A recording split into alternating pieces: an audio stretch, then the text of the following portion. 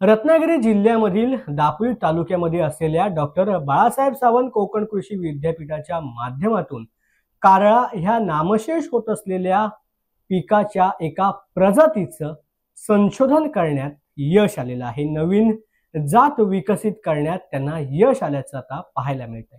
कारळा जातीचे तिळाचे पारंपरिक पीक हे नामशेष होत चालले आहे। त्या पिकावरती बाळासाहेब सावंत कोकण कृषी विद्यापीठात संशोधन करून कारळा पिकामध्ये एक नवीन जात विकसित केली जाते। ह्या पिकाचं नाव कोकण कारळा असं ठेवण्यात आले। मला सांगायला जरा आनंदच होतोय की आता जे 29 ते 31 मे 2025 महाराष्ट्रातील 4ही कृषी विद्यापीठांची एक संयुक्त समिती झाली परभणी येथे, परभणी कृषी विद्यापीठामध्ये।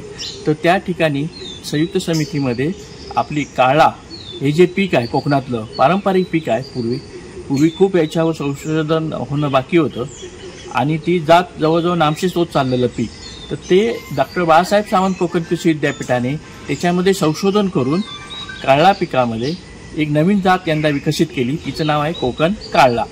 कोकण कारळाचं वैशिष्ट्य म्हणजे ही साधारणपणे 85 ते 90 दिवसात तयार होते। मग जर तुम्ही त्याचं पेरणी केली तर पेरणीनंतर 35 ते 40 दिवसांनी फुलोरा सुरू होऊन ती 90 दिवशी कापायला तयार होते। याची पेरणी साधारणपणे जुलैच्या शेवटच्या आठवड्यात करावी, म्हणजे पाऊस जरा कमी झाला जुलैच्या शेवटच्या आठवड्यात किंवा ऑगस्टच्या पहिल्या आठवड्यात जर याची पेरणी केली, डोंगर उतारावर केली, जिथे वरकस जमीन आहे, पाण्याचा निचरा होतो, अशा ठिकाणी चांगली उभी आडवी नांगरट करून 2 ओळीमध्ये 30 सेंटीमीटर अंतर ठेवून ती पेरणी करायची।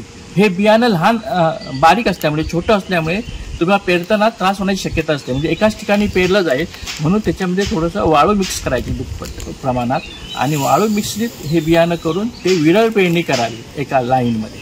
आणि साधारणपणे ह्याला जर आपल्याला एका गुंठ्याला 30 ते 35 ग्रॅम साधारणपणे बियाणे लागते आणि ह्याचं उत्पन्न जे आहे ते साधारणपणे 450 ते 450 किलो प्रति हेक्टर एवढं लागतं। आणि ह्याच्यात तेलाचं प्रमाण आहे ते 40 ते 41% तेलाचं प्रमाण आहे। सर्वांना माहिती आहे कारळा जे आहे त्याला तेलाला खूप मागणी आहे आणि ते औषधी गुणधर्म आहे, तर त्याला हे चांगलं उपयोग करता येईल। त्याच्याशिवाय आणखी सांगायचं म्हटलं तर आमचं जर म्हणणं आहे की जिथे नोव्हेंबरमध्ये जर पेरणी केली, ऑक्टोबर एंडिंगला किंवा नोव्हेंबरच्या पहिल्या आठवड्यात जर पेरणी केली आंब्याच्या बागेमध्ये, तर आंब्याच्या बागेमध्ये जर पेरणी केली तर याला 35-40 दिवसांनी फुलं सुरू होती। म्हणजे ज्यावेळी आंब्याचा फुलोरा असतो त्या आंब्याच्या फुलोऱ्याच्या वेळी परागीकरणासाठी कारळा पिकावर ज्यावेळी मधमाशा येतात तर त्याचा उपयोग होऊन आंब्याचं उत्पन्नसुद्धा वाढू शकतं। म्हणजे शेतकऱ्यांनी नोव्हेंबरमध्ये किंवा ऑक्टोबर एंडिंगला आंब्याच्या बागेमध्ये याची पेरणी करावी, म्हणजे कारळाचं तर थोडंसं उत्पन्न मिळेलच परंतु त्याच्यापेक्षा उत्पन्न आंब्याचं मिळू शकेल। ही परपरागी होण्यासाठी त्याचा उपयोग होतो, कारण या पिकावर सर्वात जास्त म्हणजे मधमाशीचं प्रमाण खूप येतं। साधारण याची बाजार किंमत किती आहे आणि आपल्याकडे हे जर बियाणं उपलब्ध, किती बियाणं उपलब्ध आहे शेतकऱ्यांसाठी? या हंगामात आम्ही जवळजवळ 50 किलो बियाणं शेतकऱ्यांना कोकणात विशेषतः रत्नागिरी जिल्ह्यामध्ये आपण वाटप केलेलं आहे या हंगामामध्ये।